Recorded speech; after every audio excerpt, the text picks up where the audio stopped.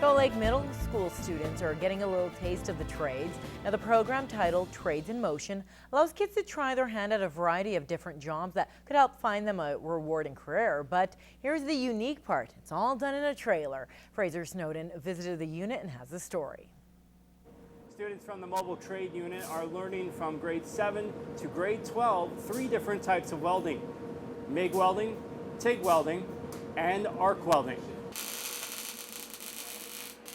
The mobile trailer allows 400 students every year to get their hands dirty in the trades.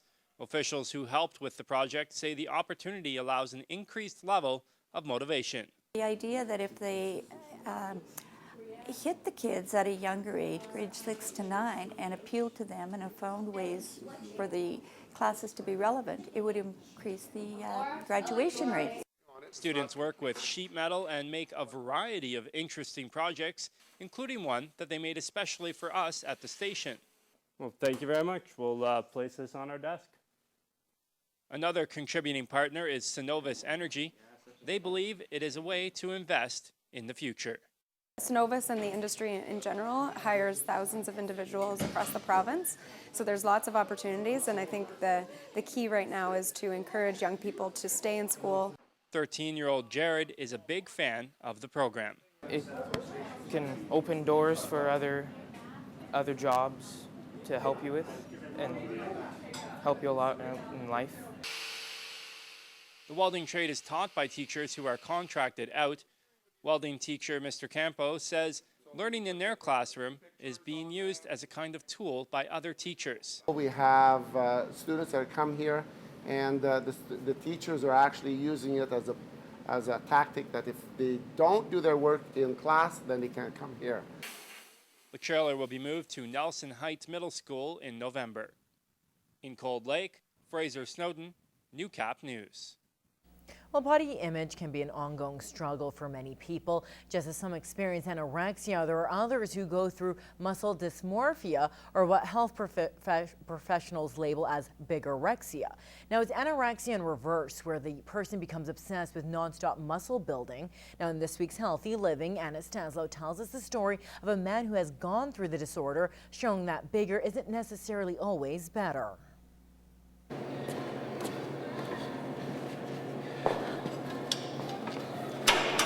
The first word that comes to mind when you see Renee Weinkoff is big.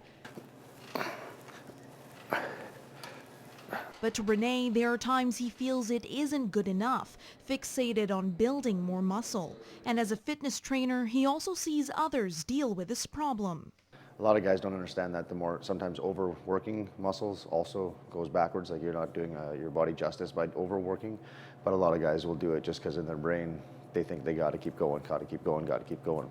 Renee had been bodybuilding for 6 years, but at the same time, he was using steroids on and off, negatively impacting his life. That's me. When people walk by, it's like, that guy's jacked. Look at how, there's always a comment, heads turning. With his family's help, they made him realize his steroid use and obsession with gaining more muscle was changing who he was. I didn't think it was affecting me, but other people were telling me it was. So as soon as I stopped using steroids and stuff like that, like I said, I just kept getting compliments on my attitude change, and everything about my nature was changing. And so I said, screw it, I'm never doing it again. Some of the signs of bigorexia include overexertion at the gym, abuse of supplements, anger issues, and depression, disliking their bodies and negatively comparing themselves to others. When I look in the mirror, I often think, man, I should get back into that because I wish I was big, and guys used to look at me and say, man, that guy's big, and now people look at me and say, that guy's fit. Anna Stanislaw, Newcap News. Well, if you're a beef producer in our area, there are a few upcoming meetings you'll want to be aware of. Kyle Gallagher explains in this week's Ag Report. It's autumn, which means it's time for Alberta Beef to hold its annual fall producer meetings and elections. We set our direction and policy for the following year from these meetings and the input. This is also a meeting where they can bring resolutions forward that we can be voted on at Calgary at the annual general meeting. It's a good chance to discuss problems plaguing the industry. We have a few issues that are ongoing, like the coal legislation in the U.S., and it'd be good to hear their thoughts. The meetings also provide an opportunity for producers to choose their zone representatives. In our zone, we're having an election this year. We're having an election for 3 positions. There's 4 candidates running, and that's where the producers get the opportunity to vote in the people they would like to take their concerns forward to the annual meeting and to the committees that they will be sitting on. There will be 3 different meetings for our zone. ABP Beef Production Specialist Karen Schmid is the guest speaker. She'll be speaking right across the province, so everything will be set to the area. TRICM, I know, is codes of practice will definitely be discussed, the new codes of practice for producers. Brian Chomlak encourages all producers to attend a meeting. It's their industry and we need to hear their input. Kyle Gallagher, UCAP News.